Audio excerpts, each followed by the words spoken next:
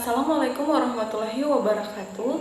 Yang terhormat Ibu Minarti, SSTM KEP selaku dosen pengampu mata kuliah kodifikasi genito urinari dan reproduksi. Perkenalkan, nama saya Sandi Aulia, kelas M23A, jurusan Reka Medis dan Informasi Kesehatan.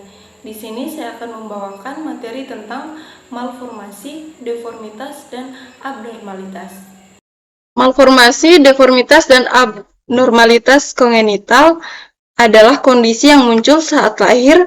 Ini dapat terjadi akibat berbagai faktor yang mempengaruhi perkembangan janin selama kehamilan.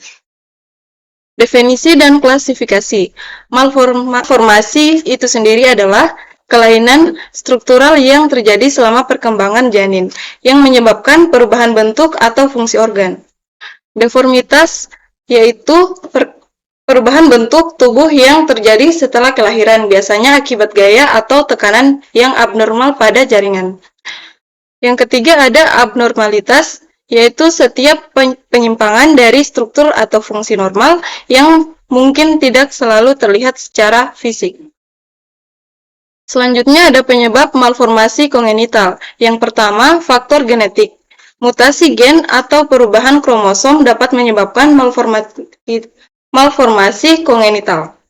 Yang kedua, faktor lingkungan. Paparan zat kimia, radiasi, dan infeksi selama kehamilan dapat mempengaruhi perkembangan janin. Yang ketiga, faktor ibu. Kondisi kesehatan ibu, gaya hidup, dan usia juga berperan dalam risiko malformasi. Selanjutnya, faktor dan risiko pencegahan. Faktor risiko dan pencegahan. Riwayat keluarga. Adanya riwayat malformasi kongenital dalam keluarga meningkatkan risiko. Yang kedua, usia ibu. Wanita hamil di usia muda atau tua memiliki risiko lebih tinggi. Gaya hidup.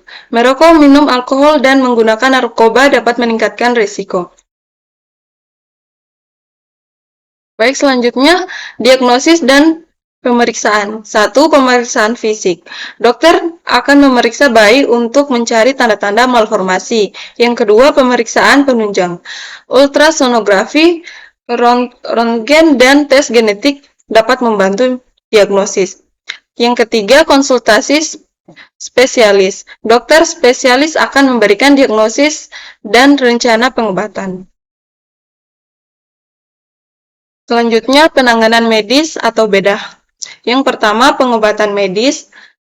Obat-obatan dapat membantu mengelola gejala dan kondisi tertentu. Yang kedua, operasi. Prosedur bedah dapat memperbaiki malformasi dan memperbaiki fungsi organ. Contohnya seperti bibir sumbing. Yang ketiga, terapi fisik. Terapi fisik dapat membantu meningkatkan mobilitas dan fungsi tubuh. Selanjutnya, rehabilitas dan dukungan. Terapi fisik, okupasi, dan cara membantu meningkatkan fungsi dan kualitas hidup. Yang kedua, dukungan sosial. Keluarga, teman, dan kelompok dukungan memberikan bantuan emosional dan praktis. Yang ketiga, pendidikan. Program pendidikan khusus membantu anak dengan malformasi mencapai potensi mereka.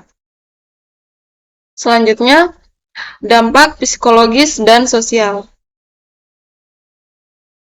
Yang pertama, kesulitan emosional. Anak-anak dengan malformasi mungkin mengalami kecemasan, depresi, dan rendah diri. Yang kedua, tantangan sosial. Anak-anak mungkin mengalami diskriminasi dan kesulitan berteman. Yang ketiga, dukungan keluarga. Dukungan keluarga dan lingkungan yang positif dapat membantu anak mengatasi kesulitan. Yang terakhir, penelitian dan inovasi terkini. Penelitian genetik. Penelitian genetik mengungkap penyebab dan pembuka jalan untuk terapi gen. Yang kedua, pencetakan 3D. Teknologi pencetakan 3D digunakan untuk membantu model anatomi dan alat bedah yang dipersonalisasi. Baik, sekian dari saya. Jika ada salah kata, mohon dimaafkan. Saya ucapkan billahi taufiq wal hidayah. Wassalamualaikum warahmatullahi wabarakatuh.